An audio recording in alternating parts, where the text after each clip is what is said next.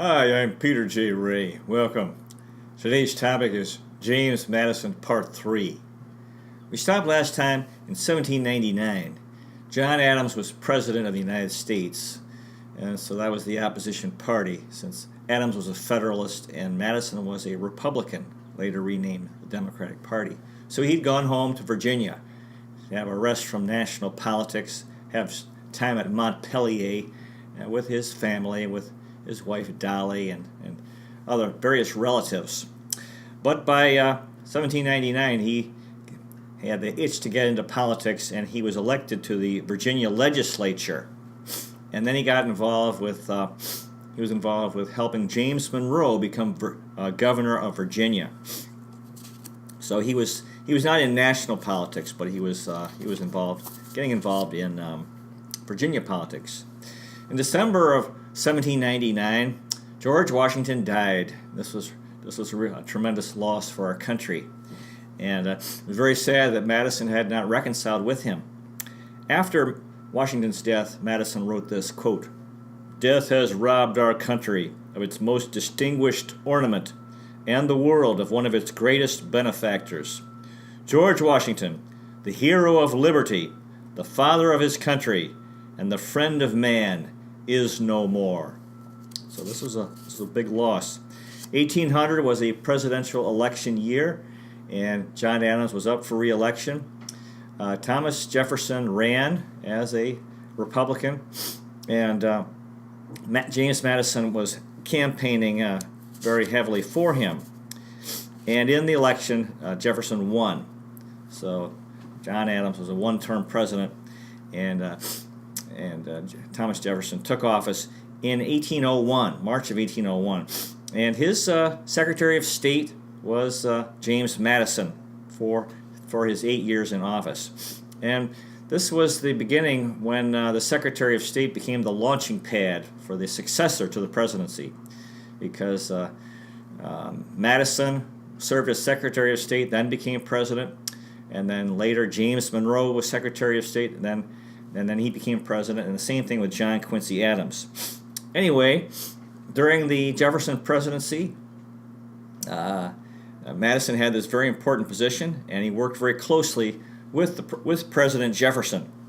They were trying to maintain American neutrality between this ongoing conflict between Great Britain and France. He was the chief advisor for President Jefferson, and the Louisiana Purchase was the biggest thing that happened. In 1802, Spain closed New Orleans to American commerce, and this was terrible. This was a huge problem, and Americans were outraged. Madison wrote about the Mississippi River's importance to Western Americans. Quote, "The Mississippi is to them everything. It is the Hudson, the Delaware, the Potomac, and all the navigable rivers of the Atlantic states formed into one stream." He continued, speaking about the Mississippi River and its importance, quote, "There are now, or in 2 years will be, not less than 200,000 militia on the waters of the Mississippi, every man of whom would march at a minute's warning to remove obstructions from that outlet to the sea, every man of whom regards the free use of that river as a natural and indefeasible right, and is conscious of the physical force that can at any time give effect to it."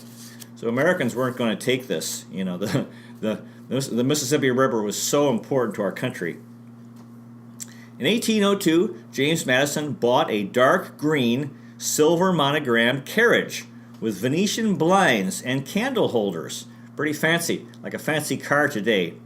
And he was very involved with this was a part of his entertaining and in his political and social life. And Madison and James and Dolley Madison had many political parties at their home in Washington City on F Street. So this was very important. In July of 1803, the Louisiana Purchase was announced. This was big, very big news. It doubled the size of the United States and gave the U.S. control of the Mississippi River. Really something.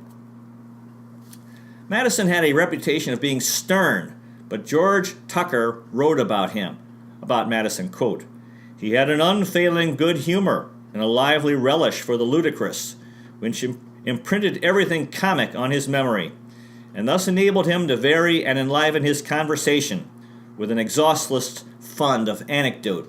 So he really wasn't as, yes, he could be very serious. In life you have to be serious, but he had a very light side, and he liked to joke around. He had a very good sense of humor. And then he helped.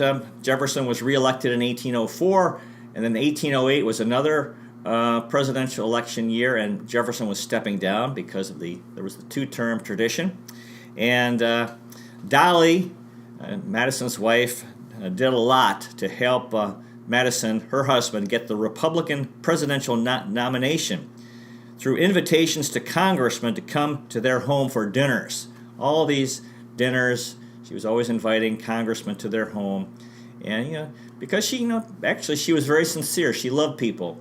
But this really helped her husband politically, and he got the Republican nomination for president. In the election, Madison was the Republican candidate, and the Federalist was Charles Pinckney, and Madison won. In the Electoral College, Madison received 122 votes, and Pinckney 47. After his defeat, Pinckney said this, quote, "I was defeated by Mr. and Mrs. Madison. I might have had a better chance had I faced Mr. Madison alone." So he's acknowledging the political power that Dolley Madison had.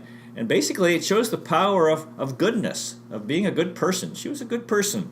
And it was a huge help for her husband politically. It really helped make Madison popular because of her wonderful spirit. So in March of 1809, James Madison was inaugurated as the fourth president of the United States, and with the first lady, Dolley Madison. And she was described as young, tall, curvaceous, blue-eyed, black-haired, confident, and attractive. Now the big challenge that President Madison faced is that the Embargo Act, which Thomas Jefferson had enacted into law when he was president, this really had divided the Republican Party, and the Northeast, New England, was really furious. They were hurt so badly because they couldn't, this stopped all international trade.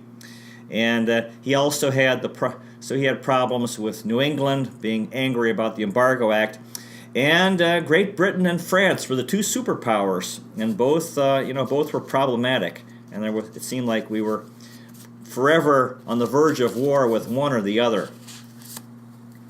Albert Gallatin, who was in the cabinet of Madison, he was from Switzerland. He was a very important person, and he wrote about the embargo that Jefferson had passed and the problems with it. Quote, "Government prohibitions do always more mischief than had been calculated, and it is not without much hesitation that a statesman should hazard to regulate the concerns of individuals as if he could do it better than themselves." And this quote would support conservative politics. The government tries to, there's a tendency to expect government to do things or solve problems. Very often they make the problems worse because that's what happened when Jefferson signed the Embargo Act. We had a problem with American ships being unsafe and being harassed and stopped and so forth, and even taken over. But the thing is, you have to make a living, and the guys knew the risks, and so what the government did made a problem worse because it put a lot of people out of work. Now the White House in 1809 was very plain because John Adams had only served for a short time, and Thomas Jefferson was a widower. There was no first lady, and Jefferson wasn't really into interior decorating, except actually he had been at Monticello, but not so much at the White House. Anyway, Dolley thought this was not acceptable. She invited a number of wealthy men to come in and see how shabby the interior of the White House was. And these fellows donated $5,000 to make changes. So Dolley proceeded to buy furniture, curtains, drapes, sofas, and chairs. She hired Benjamin Latrobe as an as the decorator. It was a big improvement.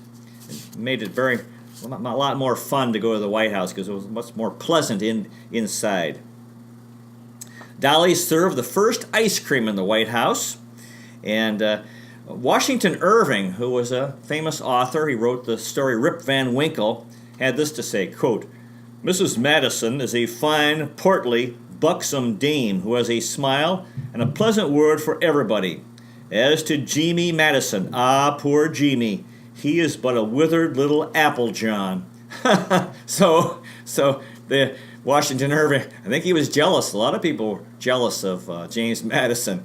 That maybe they loved Dolley, but not Madison so much. Of course, he had responsibility and he had to make decisions. She didn't. She could be kind and love everyone, and he took his work seriously. So anyway, that was Washington Irving's take on the famous couple. Madison was 1 inch shorter than his wife and 17 years older. Dolley loved to wear bejeweled turbans, use snuff, and play cards for money. Henry Clay was a young congressman during this time, and he said this to Dolley, quote, "Everybody loves Mrs. Madison." And Dolley responded, "Mrs. Madison loves everybody." Shortly before Madison had become president, Dolley kissed an old bachelor full on the lips to prove she was not a prude. At the inaugural ball, Madison was quoted as saying, I would much rather be in bed." Well, he probably had a long day, and Madison would enjoy socializing with people, but informally. Things like this, these formal social affairs can be very tedious. He was probably very tired. And anyway, so the problems, we were having problems with Great Britain. One of this huge problem with impressment, where the British were stopping American ships and taking men who they said were either deserters or they were just, they're having trouble manning the Navy, the British Navy, because the guys would leave. Anyway, it was said that the British Navy could not survive if it let its seamen escape to American ships, where they were better paid and flogged less often. So I guess it never occurred to them to try to pay the sailors in the British Navy better and treat them better. It didn't occur to them. Anyway, some said that 1/3 of American seamen were British deserters from the British Navy. So when they would come on these ships trying to find the British deserters, one of the things they would ask the fellows to pronounce the word peas. This small green vegetable that's like a little balls. And if they called them pays, then they would take them away. That they were British. Another major issue was in 1809 was Tecumseh, the Shawnee Indian chief. Now the thing is, if you study history, history is all about conquest, and every country in the world has been created through conquest, one people conquering another. And the American Indian nations, they had all been fighting each other, and there were many, many different Indian nations. They had been at war with each other and conquering each other, always trying to expand the territory of each individual nation. And the thing is, but they were divided.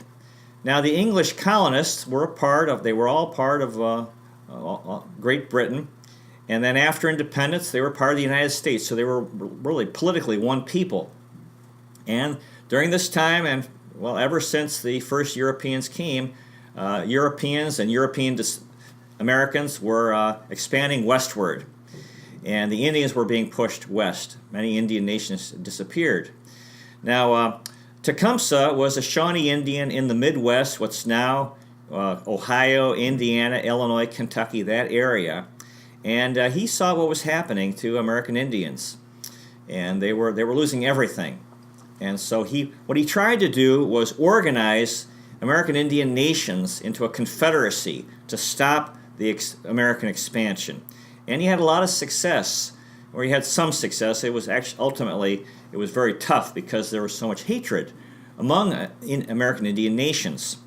And so he was a great man, a wonderful man, Tecumseh. He just had, his interests were different from those of Americans. In 1810, saw the rise of the war hawks, young congressmen like Henry Clay of Kentucky and John C. Calhoun of South Carolina, who were pushing for war with Great Britain. Americans were fed up with the British abuses, stopping American ships, grabbing guys, and basically kidnapping them. And they were also encouraging Indians to attack Americans. So they were encouraging the New England to secede from the Union. So these guys, more and more Americans were getting fed up with Great Britain. In 1810, the population had increased 36% over the previous 10 years, and the population was 7.2 million people, still very small compared to today, including 1.4 million African American slaves. Henry Clay said this in 1810, quote, "I prefer the troubled ocean of war, demanded by the honor and independence of the country, to the tranquil, putrescent pool of ignominious peace." Clay was an interesting guy. He's from Kentucky. He was seemed to be a perpetual presidential candidate. Never became president. And in 3 elections, he received a lot of votes. The only guy, aside from William Jennings Bryan, to be a major factor in 3 presidential elections, but never be elected. In 1810, in June, John Jacob Astor founded the Pacific Fur Trading Company and became America's first millionaire. And that's when if you were a millionaire, that was a lot, because the U.S. dollar was worth a lot more than it is now.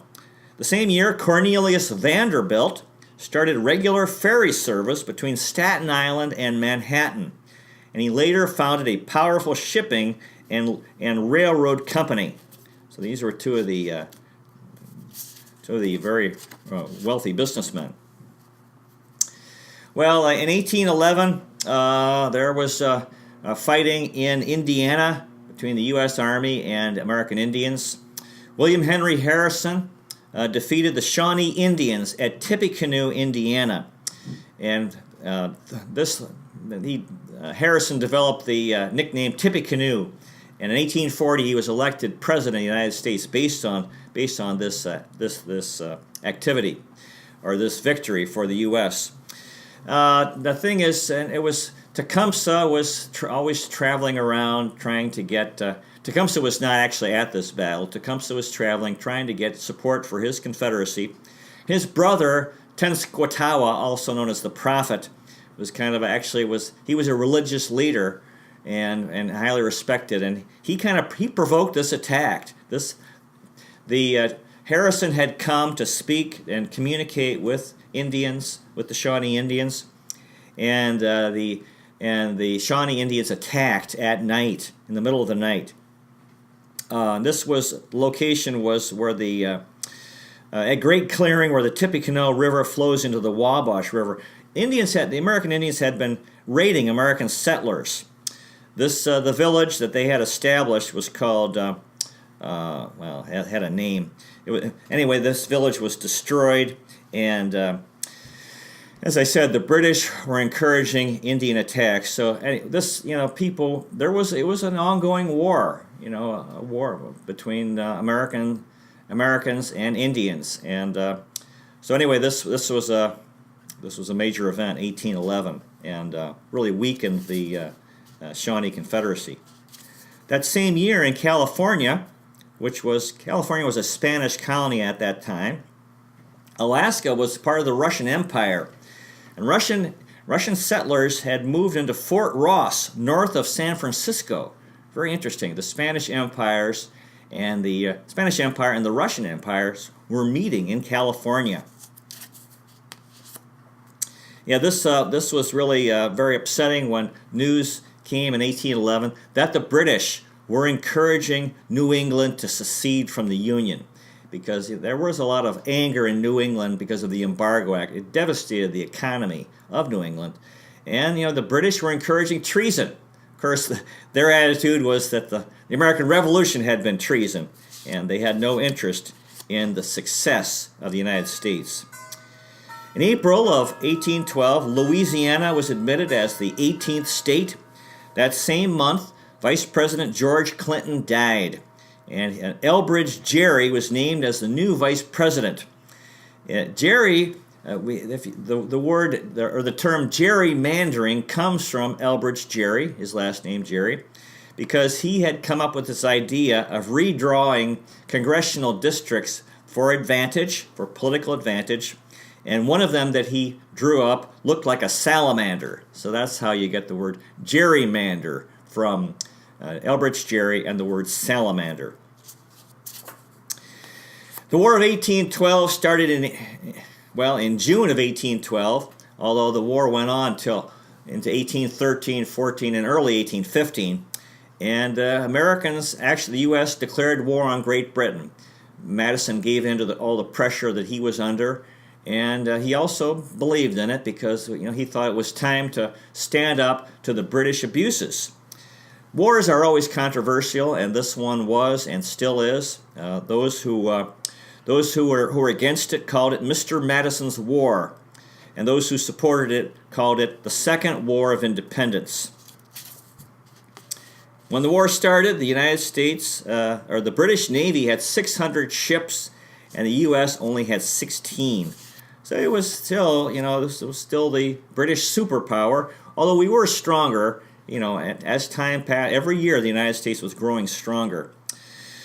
As I said, the war was controversial. In July of 1812, there was a riot because Alexander Hanson, the publisher of a federal Republican newspaper, had written anti-war articles. And this mob of people took exception to this and came to attack him personally. And one of his friends was Light Horse Harry Lee, the guy who had written the famous eulogy for George Washington. And he also led the U.S. Army against the Whiskey Rebels in Pennsylvania. And in this very unpleasant situation where there was a mob and there was violence, Light Horse Harry Lee was very badly hurt. Very sad. He's the father of Robert E. Lee. He tried going to the Caribbean later, but never really recovered from this. So this is really tragic. In 1812, the U.S. was hoping to actually again try to take Canada, and U.S. General William Hull invaded Canada from Detroit. And then he got news that the American outpost on Mackinac Island had fallen. So Hull got scared and withdrew to Detroit. And then he got scared again. There was news that the Indians would attack, and he surrendered Detroit without a shot. So this was things early on were not going well in the war. Fort Dearborn also surrendered, which was led by Nathan Heald. 100 American soldiers were massacred. One officer was beheaded and his heart removed and eaten. The thing is, this war was a war against the United States, against Great Britain, and the British, the American Indian allies of the British. So the Americans were fighting the British and Indians. And in this case, I think this was the Indians who beheaded this officer. And one of the things they would do is cut a guy's heart out who was captured and eat it. They thought they gained strength from that. So this was a war, yeah. So anyway, another fighting was the Battle of the Raisin River in Michigan. Dozens of Kentucky volunteers were taken prisoner by Indians and tomahawked and burned alive.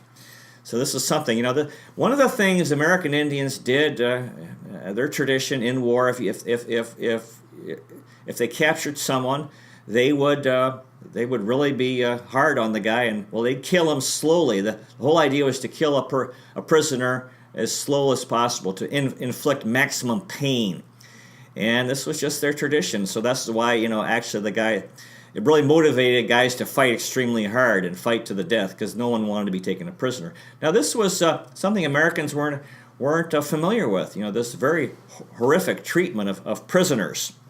So after this atrocity that was committed, "Remember the Raisin" became a popular slogan, to inspire people. One of the slogans in American history, like, "Remember the Alamo," "Remember the Maine Spanish-American War," "Remember Pearl Harbor from the Second World War," "Remember 9/11."